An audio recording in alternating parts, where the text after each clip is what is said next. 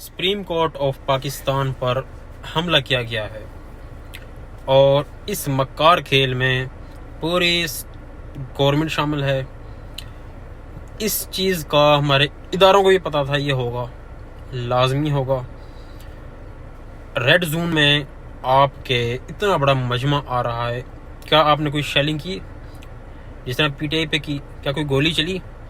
या फिर आपने सिक्योरिटी को भेजा वहाँ पर जाकर रोके? इमरान खान को तो पकड़ने के लिए तो सब पहुँच गए गैर कानूनी तरीके से। इस मक्कार खेल में सब ये शामिल हैं। ये जो पीटीआई का बताया गया कि इन्होंने फलां जगह पर हमला किया है, ये सारा ड्रामा जानबूझ के किया गया ताकि अपने मफादात के लिए सारा सिस्टम को क्लोज किया जाए। इसी बहाने से सुप्रीम कोर्ट में चीफ जस्टिस साहब को उनको रिस्ट्रिक्ट किया जाए, रोका जाए